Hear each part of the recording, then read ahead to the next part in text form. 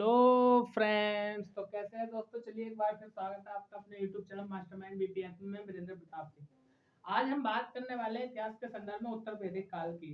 पिछली वीडियो में हमने पूरे के पूरे वैदिक काल को जान लिया था। आज हम बात करेंगे उत्तर वैदिक काल की। ठीक है, तो चलिए देर किस बात की, फटाफट चीजों को साझा कीजिए मेरे साथ, अपना कॉपी पेन निकाल लीजिए। बात कर रहे हैं उत्तर वैदिक काल। सबसे पहला प्रश्न है कि उत्तर वैदिक काल किस काल को कहते हैं। तो देखिए यहाँ पर लिखा हुआ वैदिक, वैदिक का मतलब वेद, मतलब वैदिक काल उस काल को कहते हैं जिसमें केवल और केवल ऋग्वेद की रचना हुई। और उत्तर वैदिक काल उस काल को कहते हैं जिसमें अन्य तीन वेद, कौन कौन से, यजुर्वेद, सामवेद और अथर्ववेद की रचना हुई, उस काल को उत्तर वैदिक काल कहते हैं। और इस काल का जो टाइम माना जाता है वह 1000 ईसा पूर्व से 600 ईसा पूर्व तक का माना जाता है।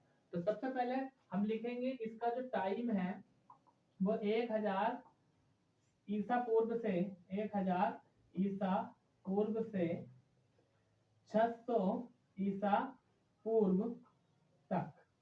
ठीक है, या हम कह सकते हैं, ये तो हो गया टाइम। अब ये बात कर रहे हैं हम कहते किसे हैं, यानी कहते किसे हैं। तो देखिए जिस काल में तीन वेद, यजुर्वेद, सामवेद और अथर्ववेद की रचना हुई, उस काल को उत्तर वैदिक काल कहते हैं। लिखेंगे इस काल में तीन वेद, कौन कौन से, सामवेद, यजुर्वेद और अथर्ववेद की रचना हुई। ठीक है, जिस काल में इन तीनों वेदों की रचना हुई उस काल को हम क्या बोलते हैं, उत्तर वैदिक काल कहते हैं। या फिर हम कह सकते हैं जिस काल में ब्राह्मण ग्रंथ, आर्ण्यक और उपनिषदों की रचना हुई। या जिस काल में ब्राह्मण ग्रंथ कोमा आर्ण्यक या उपनिषदों की रचना हुई। ठीक है, जिस काल में आर्ण्यक ग्रंथ, उपनिषद या ब्राह्मण ग्रंथों की रचना हुई उस काल को हम क्या कहते हैं, उत्तर वैदिक काल कहते हैं। या फिर सीधा सीधा प्रश्न आएगा उत्तर वैदिक काल और किस चीजों से उत्तर वैदिक काल का माना जाता है। देखिए यहाँ पर यदि हम बात करें तो मनुष्य ने उत्तर वैदिक काल की जब बात की तो पूर्ण रूप से भली भांति तरीके से लोहे के उपकरणों के द्वारा कृषि कार्य प्रारंभ किया। या हम कह सकते हैं इस काल में लोहे की खोज हुई, या लोहे की खोज के हम कहें तो लोहे का पूर्ण रूप से प्रयोग किया इस काल में लोगों ने। और जो आर्य लोग थे इनका जो भारत में आकर पंजाब प्रांत में बसे थे, तो पंजाब प्रांत और सिंध प्रांत में बसे थे। तो सिंध प्रांत और पंजाब प्रांत के बाद ये सीधे जो है गंगा यमुना के दोआब क्षेत्र में आकर के बसे। तो गंगा यमुना के दोआब क्षेत्र में बसने का मतलब सीधा सीधा टारगेट करता है किसको, उत्तर वैदिक काल को। तो चलिए इन बातों को भी हम लिख लेते हैं। ठीक है ना, क्या इस काल में लोग लोहा या लोहे से परिचित हुए, पहली बात। दूसरी बात, लोहे के उपकरणों का प्रयोग हुआ। और ये प्रयोग जो हुआ था लोहे के उपकरणों का किस कार्य में हुआ, यदि कार्य की हम बात करें तो कृषि कार्य में प्रयोग हुआ लोहे के उपकरणों का। फिर बात करते हैं कि इस काल में जो सर्वाधिक शक्तिशाली लोग थे उन्होंने निर्बल और निर्धन लोगों को जीत लिया था। ठीक है ना, यानी निर्धन व निर्बल लोगों को शक्तिशाली लोगों ने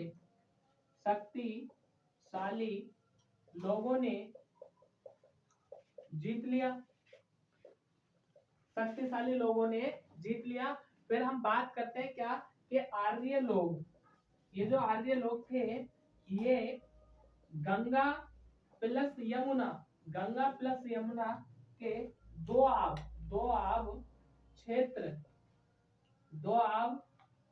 क्षेत्र में आकर बसे। ठीक है, तो फटाफट स्क्रीनशॉट लो इसका, बात करते हैं आगे।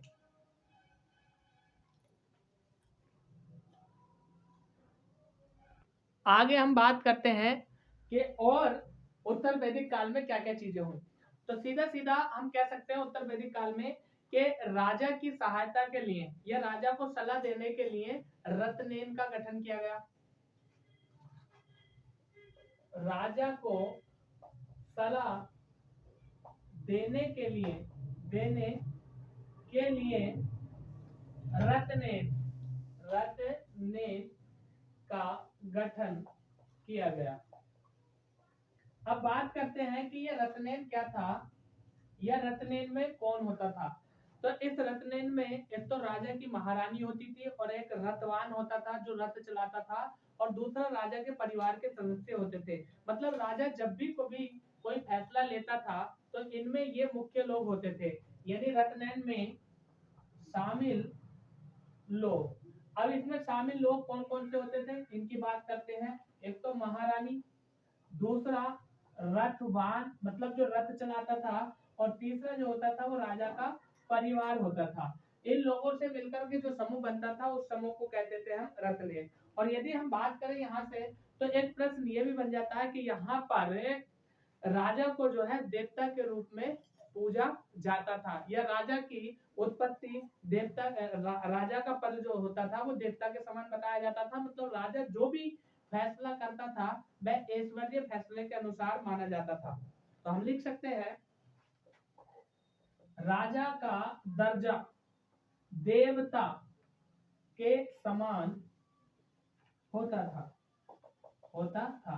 राजा का दर्जा देवता के समान होता था, मतलब लोगों का मानना ये था कि राजा में देवता निवास करता है। फिर इसके बाद हम बात करते हैं तो जो कबीलाई जीवन था, कबीलाई जीवन का मतलब ये है कि लोग कबीला यानी एक समूह बना करके रहते थे जिसमें कुछ परिवार होते थे, उस परिवार के समूह को बोलते थे कबीला। तो कबीलाई जीवन समाप्त हुआ। अगली बात, कबीलाई जीवन समाप्त हुआ। आगे और क्या क्या बातें होती है इन पर हम चर्चा कर लेते हैं। क्या, जैसा हमने पढ़ा था कि ऋग्वेद काल था, इस ऋग्वेद काल में सभा और समिति, ठीक है ना, दो समितियां थी, एक को सभा कहा जाता था, एक समिति कहा जाता था। तो सभा और समिति समाप्त हो गई, और इसी काल में आर्य लोग किस चीज से परिचित हुए, एक धातु है जिसका नाम है लोहा, लोहे से परिचित हुए। यानी हम लिख सकते हैं यहाँ पर सभा और समिति का समापन हुआ। अगली बात हम लिख लेते हैं क्या, इस काल में लोग कह दे हम या आर्य लोग कह दें, लोहे से परिचित हुए, लोहा से परिचित हुए। फिर इस समय एक प्रश्न ये आता है कि जब ये लोहे से परिचित हुए थे तो लोहे को एक नाम दिया जाता था, उसको बोलते थे श्याम अयस्क। ठीक है, लोहे को क्या बोलते थे, श्याम अयस्क कहा जाता था। श्याम अयस्क किसे कहा जाता था, लोहे को कहा जाता था। फिर यदि हम बात करें यहाँ से तो राजा के लिए एक प्रीवी काउंसिल भी होती थी। प्रीवी काउंसिल का मतलब था एक बैठक, और ये बैठक जो कार्य करती थी राजा को सलाह व सुझाव देती थी। और राजा की यदि हम बात करें तो राजा में देवता निवास करता है ऐसा इन लोगों का मानना था। तो इसका स्क्रीनशॉट ले लीजिए, आगे चलते हैं जल्दी से। आगे बात करते हैं कि और क्या क्या प्रश्न हमारे उत्तर वैदिक काल से बन सकते हैं। देखिए यदि हम बात करें यहाँ पर मुद्रा की, तो मुद्रा से बहुत अच्छा प्रश्न पूछा जाता है कि निष्क मुद्रा जो थी, मुद्रा का नाम था निष्क, और निष्क प्रकार की मुद्रा जो थी यह ऋग्वेदिक काल में चलती थी। और आभूषण, ये भी मुद्रा का नाम था। फिर यदि हम बात करें तो एक मुद्रा का नाम मिलता है शतमान मुद्रा, और ये शतमान मुद्रा जो थी वह उत्तर वैदिक काल में थी। तो लिख रहे हैं हम निष्क मुद्रा, ये थी ऋग्वेदिक काल में, ऋग्वेद काल। फिर यदि ऋग्वेद काल, चलिए मैं ऋग्वेद बना देता हूं, आप समझ लीजिए ऋग्वेदिक काल में। और फिर एक होती थी मुद्रा शतमान मुद्रा, ये थी उत्तर वैदिक काल में। तो यहाँ से सीधा सीधा प्रश्न आपसे पूछा जा सकता है कि उत्तर वैदिक कालीन मुद्रा को क्या कहा जाता था, तो शतमान मुद्रा कहा जाता था। फिर यदि हम बात करें यहाँ से तो और क्या क्या महत्वपूर्ण प्रश्न यहाँ से बन सकते हैं उनके बारे में हम चर्चा कर लेते हैं। श्याम अयस्क कहा जाता था लोहे को, और इसके बारे में हमने जान लिया। क्या श्याम अयस्क, ये किसे कहा जाता था, लोहा को। फिर प्रश्न आता है कि लोहित अयस्क किसे कहा जाता था, तो लोहित अयस्क कहा जाता था तांबे को, यानी लोहित अयस्क।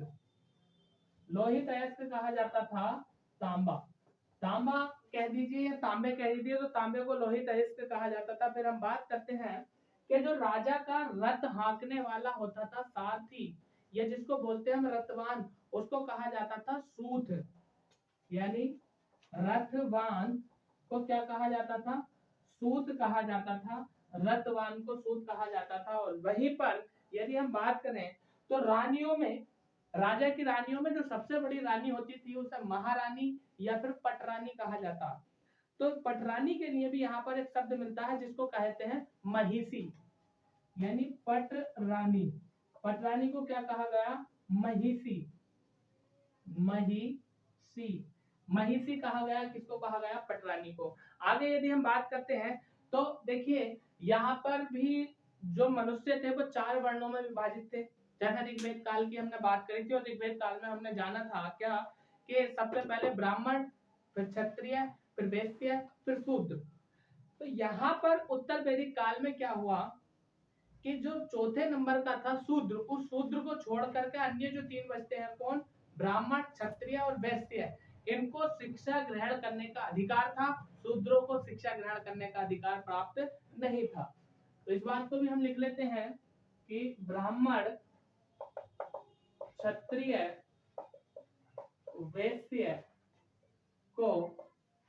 वैश्य को शिक्षा ग्रहण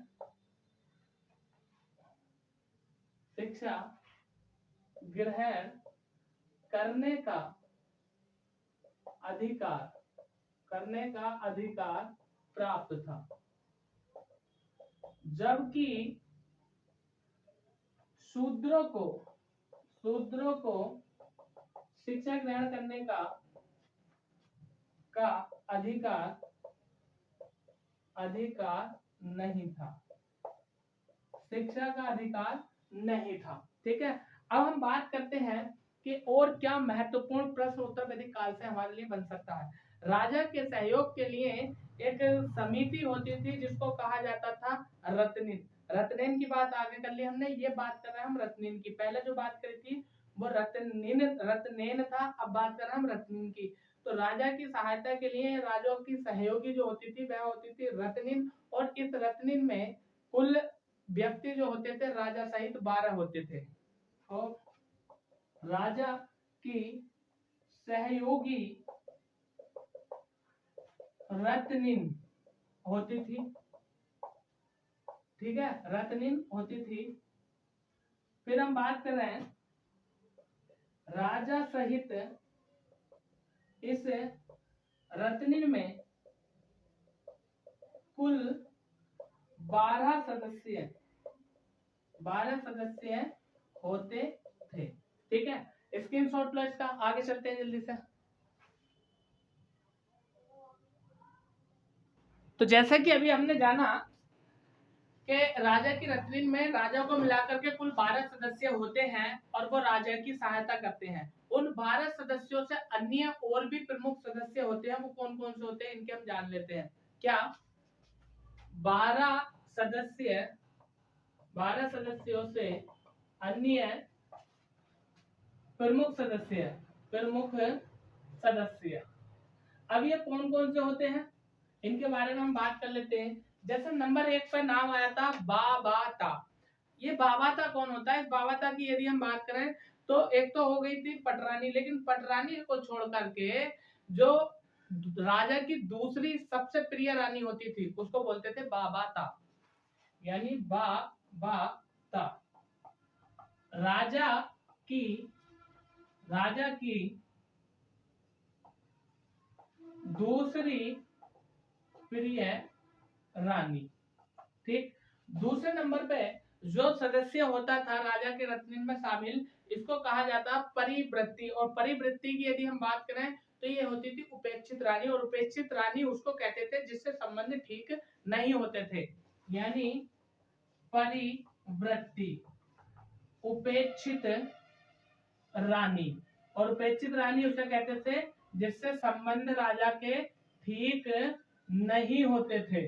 जिससे राजा के संबंध ठीक नहीं होते थे उसे कहा जाता था उपेक्षित रानी, यानी परिव्रत या उपेक्षित रानी। फिर तीसरे नंबर पर जो होता था उसे बोलते थे सतीपति। तीसरे नंबर पर जो राजा के रत्न में शामिल होता था उसे बोलते थे सतीपति। और सतीपति का मतलब था 100 ग्रामों या गांव का प्रशासक, प्रशासक यानी 100 गांव का प्रशासन चलाने वाला व्यक्ति, प्रशासक। फिर चौथे नंबर पर जो राजा के रत्न में शामिल होता था वह एक और व्यक्ति था जिसको बोलते थे हम स्थपति। स्थपति, स्थपति इसमें एक तो न्यायाधीश होता था। न्यायाधीश किसे कहते हैं? जज को कहते हैं। और न्यायाधीश के साथ साथ एक और व्यक्ति होता था जिसको बोलते थे सीमांत क्षेत्रों का प्रशासक, प्लस सीमांत क्षेत्रों का प्रशासक। ठीक है, ये होते थे। बाकी 12 रत्नी में 12 लोग और होते थे जिनमें के सेनापति भी होता था, राजा भी होता था, उसके न्याय विभाग के अधिकारी भी होते थे। ये तो वहां से कोई खास प्रश्न नहीं पूछा जाता, लेकिन यहाँ से पूछा जाता है कि बाबा तो कौन होता था, किसे कहते थे, परिवृत्ति में कौन होता था, किसे कहते थे, सतीपति में कौन होता था, किसे कहते थे, या स्थपति में कौन होता था, किसे कहते थे। अब हम बात कर लेते हैं आर्यों के सामाजिक जीवन के बारे में, या उत्तर वैदिक काल में जो सामाजिक जीवन था वो कैसा था। सामाजिक जीवन, देखिए सामाजिक जीवन की यदि हम बात करें तो सामाजिक का मतलब समाज से संबंधित जीने वाले व्यक्तियों के बारे में हमें बताना है। पहली बात कि यहाँ पर वर्ण व्यवस्था प्रचलित में थी। वर्ण व्यवस्था का मतलब समाज को 4 वर्णों में विभाजित कर दिया था, जैसे ब्राह्मण, क्षत्रिय, वैश्य और शूद्र। तो पहली बात तो यही, क्या वर्ण व्यवस्था प्रचलित थी, प्रचलित थी। ठीक है भैया, वर्ण व्यवस्था यहाँ पर प्रचलित थी। और यदि हम बात करें, ये जो वर्ण व्यवस्था थी ना, ये जन्म पर आधारित थी। यदि किसी ने ब्राह्मण वर्ग में जन्म ले लिया तो वह भी ब्राह्मण, यदि किसी ने शूद्र वर्ग में जन्म ले लिया तो वह भी शूद्र कहलाता था। तो लिखेंगे हम वर्ण व्यवस्था, वर्ण व्यवस्था जन्म पर आधारित थी, जन्म पर आधारित थी, आधारित थी। वर्ण व्यवस्था जन्म पर आधारित थी। फिर इसके बाद यदि हम बात करें तो यहाँ पर धीरे धीरे क्या हुआ, मिश्रित जातियों का दुर्प्रभाव हुआ। मिश्रित जातियों का मतलब क्या है, यहाँ पर कि नई नई जातियां बनने लगी, और नई नई जाति जब एक जाति में से दूसरी जाति निकल रही है और दूसरी जाति जब तीसरी जाति में जाकर मिल रही है, तो हम कह सकते हैं कि यहाँ पर मिश्रित जातियां आ गई, यानी नई जातियां आई, नई नई जातियां, नई नई जातियां आई।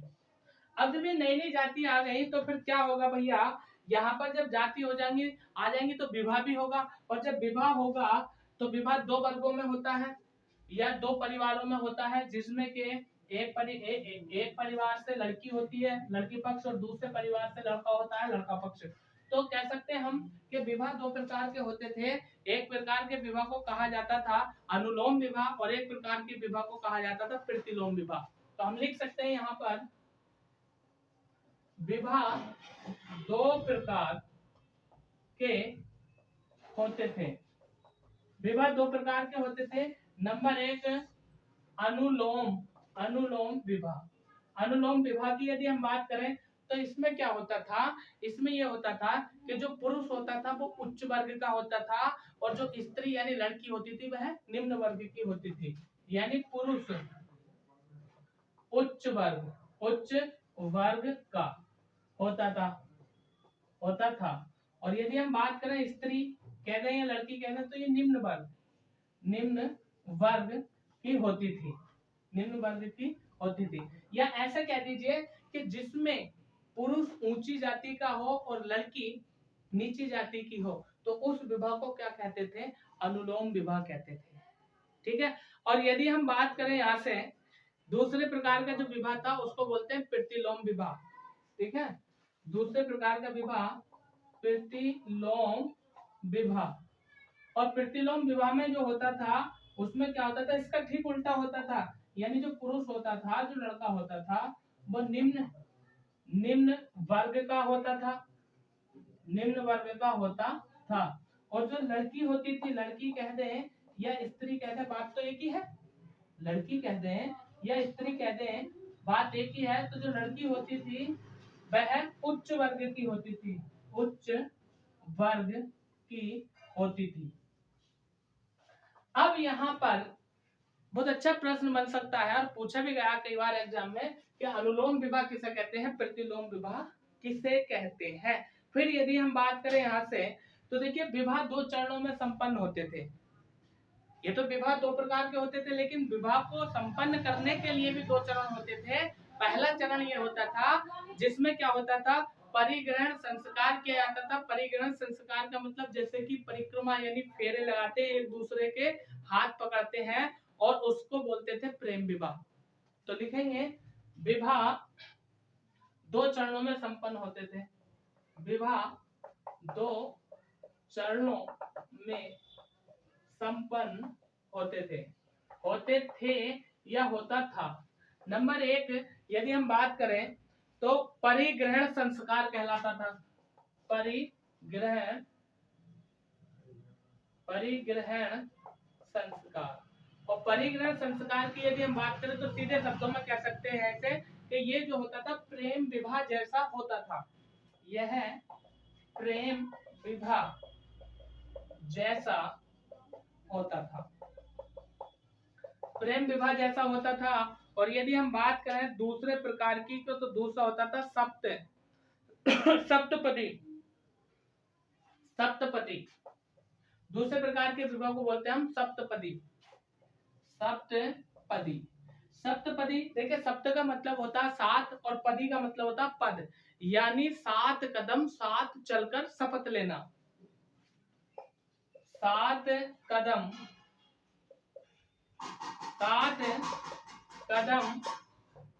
साथ चलकर शपथ लेना। और ये विवाह क्या कहलाता था? सप्तपदी विवाह कहलाता था। स्क्रीनशॉट लो जल्दी से, आगे चलते हैं और जल्दी होता है, आज जरा कहीं जाना है। अब आगे हम बात करते हैं क्या, जैसे कि आपको यहाँ पर स्क्रीन पर दिख रहा होगा, आप पहले एक बार इसका स्क्रीनशॉट ले लीजिए, इसके बाद बात करते हैं आगे। चलिए अब बात करते हैं कि धर्म ग्रंथों के अनुसार 8 प्रकार के विवाह होते थे उत्तर वैदिक काल में। और वो 8 प्रकार के विवाह कौन कौन से होते थे? 1 2 3 4 5 6 7 8। लेकिन 8वें के लिए मैंने यहाँ पर लिखा है, समझो। पहले प्रकार का विवाह हो जाता प्रजापत्य विवाह, आर्ष विवाह, देव विवाह और ब्रह्म विवाह। ये जो विवाह होते थे, ये चारों विवाह जो होते वो उच्च श्रेणी के विवाह कहलाते थे। यानी उच्च श्रेणी के विवाह। तो देखिए यहाँ से प्रश्न पूछेगा, 3 इसमें से रखेगा, 1 इसमें से रखेगा और पूछेगा बताइए निम्न में से कौन उच्च श्रेणी का विवाह है।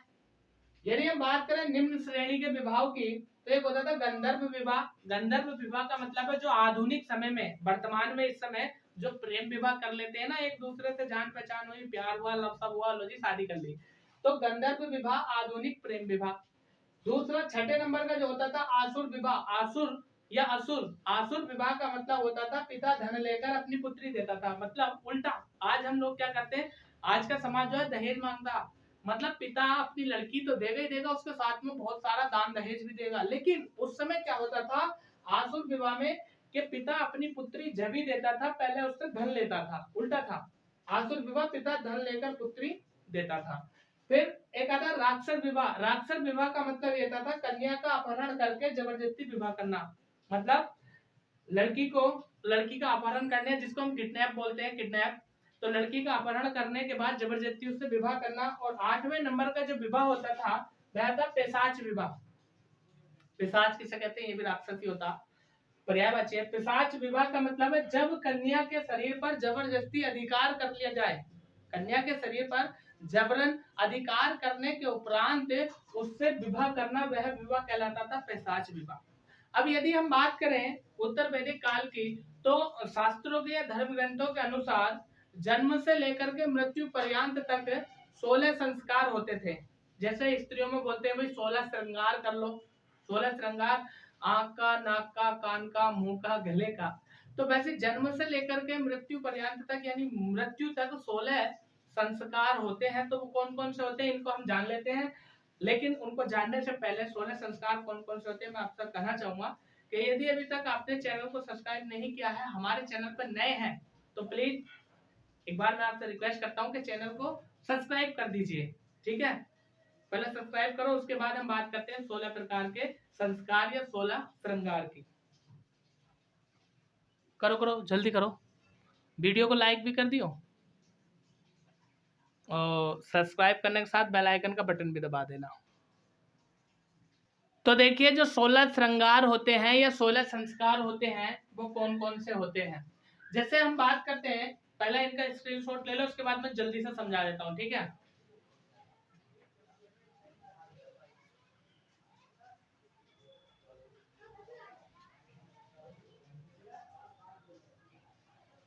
ठीक। पहला होता है गर्भाधान। गर्भाधान का मतलब गर्भ में बीज डालना, मतलब जब बच्चा या स्त्री को या महिला को गर्भ ठहर जाता है तो पहले इस पर खुशी मनाई जाती थी, संस्कार किया जाता था। फिर दूसरा पुष्पवन। पुष्पवन का मतलब क्या था कि गर्भ में बच्चे की रक्षा के लिए यज्ञ हवन आदि चीजों को करना या पूजा पाठ जैसी चीजों को करना, दूसरा संस्कार। तीसरा संस्कार सामांतोनयन। सामांतोनयन का मतलब क्या है, इसके बाद आगे चलकर बच्चे की पैदाइश से पहले उसकी रक्षा की कल्पना करना।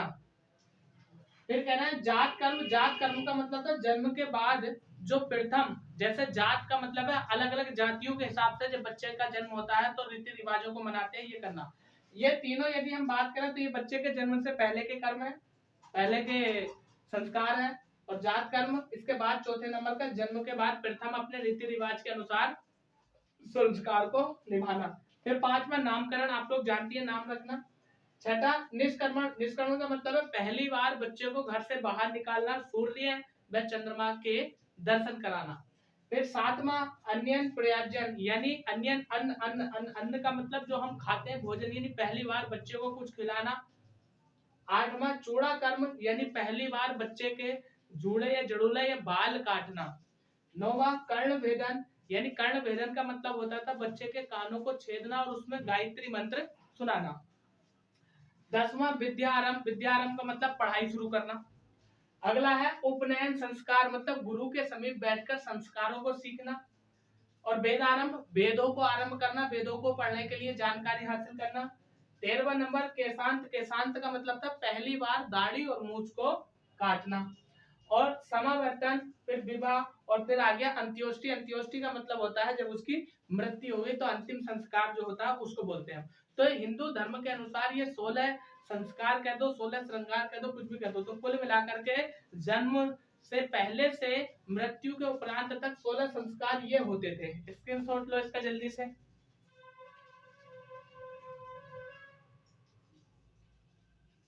अब हम बात कर लेते हैं कि उत्तर वैदिक काल में धार्मिक जीवन कैसा था। तो धार्मिक जीवन की यदि हम बात करें तो धार्मिक जीवन के समय ही उपनिषदों की रचना हुई। जैसे वेद हो गए, उनके उपवेद हो गए, पुराण हो गए, वैसे ही क्या हो गए, उपनिषद हो गए, ये वेदांग थे। तो धार्मिक जीवन के अंतर्गत ही उपनिषदों की रचना हुई। और इस रचना की यदि हम बात करें तो धार्मिक जीवन में अनेक प्रकार के यज्ञों का प्रचलन हुआ। यज्ञ यानी हवन सामग्री वगैरह करना। अनेक प्रकार के यज्ञों का प्रचलन हुआ या प्रचलन में आए। जैसे एक पहले प्रकार का जो यज्ञ होता था, राजा द्वारा यज्ञ कराया जाता था, तो एक यज्ञ होता था राजसूय यज्ञ। राजसूय यज्ञ किस लिए कराया जाता था, जब राजा सिंहासन ग्रहण करता था, मतलब राजा गद्दी पर बैठता था, तो गद्दी पर बैठने के लिए उस समय क्या किया जाता था, एक यज्ञ किया जाता था जिसको राजसूय यज्ञ कहा जाता था। दूसरा होता बाजेय यज्ञ। बाजेय यज्ञ की यदि हम बात करें तो इसके तुरंत बाद होता था कि राजा में देवीय शक्तियों का आरोहण हो, यानी राजा में देवीय शक्तियां आ जाएं। ठीक। तीसरे यज्ञ की हम बात करें तो अश्वमेध यज्ञ कराया जाता था। अश्वमेध यज्ञ जो कराया जाता था राजा के चक्रवर्ती होने के लिए कराया जाता था। मतलब इसमें एक अमोघ अश्व यानी घोड़ा छोड़ा जाता था, उस घोड़े पर उस राजा का नाम लिखा होता था और वह घोड़ा जिस क्षेत्र से गुजरता था वह क्षेत्र उस राजा का हो जाता था। यदि कोई उस घोड़े को रोकता था या पकड़ता था तो वह युद्ध के लिए तैयार हो जाता था। फिर आता है एक क्रिष्ट यज्ञ। क्रिष्ट यज्ञ की यदि हम बात करें तो अकाल के समय जब राज्य में कभी अकाल पड़ता था तो राजा क्रिष्ट यज्ञ कराता था और इस यज्ञ के द्वारा वर्षा हो जाती थी, ऐसा बताया जाता। फिर बात करें पुत्रेष्टि यज्ञ। पुत्रेष्टि यज्ञ का मतलब है कि राजा को अपने पुत्र की प्राप्ति के लिए, मतलब यदि राजा के कोई लड़का नहीं है तो लड़के को प्राप्त करने के लिए पुत्र प्राप्ति हेतु यज्ञ जो किया जाता था उसे पुत्रेष्टि यज्ञ कहा जाता था। फिर आगे हम बात करते हैं पुरुष मेघ यज्ञ। पुरुष मेघ यज्ञ का मतलब क्या होता था, जब किसी पुरुष की बलि दी जाती थी तो बलि के टाइम यज्ञ कराया जाता था जिसको पुरुष मेघ यज्ञ कहा जाता था। आगे हम बात करें अनिष्ट यज्ञ। अनिष्ट यज्ञ का मतलब क्या था, इस यज्ञ के दौरान जो है जनता की खुशहाली के लिए सोम रस पिलाया जाता था। अब हम बात करते हैं कि धार्मिक जीवन से संबंधित और क्या क्या महत्वपूर्ण तथ्य यहाँ पर हमारे बनते हैं, तो जल्दी से इसका स्क्रीनशॉट लो और आगे चलते हैं।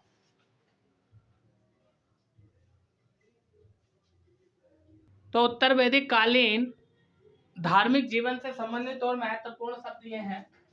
जैसे हम बात करते हैं कि जो कृषि योग्य भूमि होती थी, जो कृषि योग्य क्षेत्र होता था जिसमें फसलें उगाई जाती थी उसे कहा जाता था उर्वरा।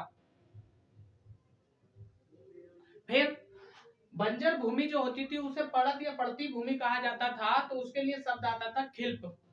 आगे हम बात करते हैं कि जो हल होता था, हल को कहा जाता था लांगल।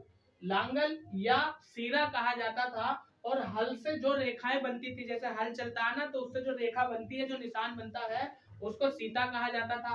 फिर यदि हम बात करें तो जो व्यक्ति हल चलाता था, हल चलाने वाले व्यक्ति को किबास कहा जाता था।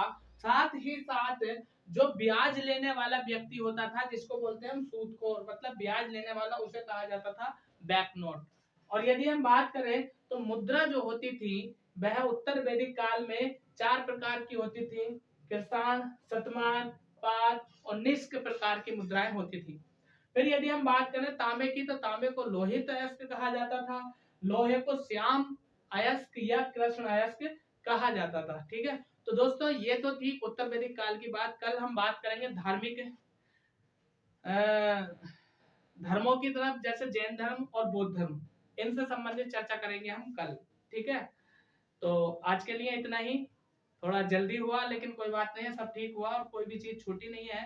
बने रहिए हमारे साथ और वीडियो को लाइक कर दीजिए। यदि आप हमारे चैनल पर नए हैं तो चैनल को सब्सक्राइब कर दीजिए, साथ में बेल आइकन के बटन को भी दबा दीजिए। कल फिर आपसे मुलाकात होगी, तब तक के लिए मैं लेता हूँ आपसे विदा। बने रहिए अपने शानदार जबरदस्त जिंदाबाद जिगरी क्लास में। जय हिंद।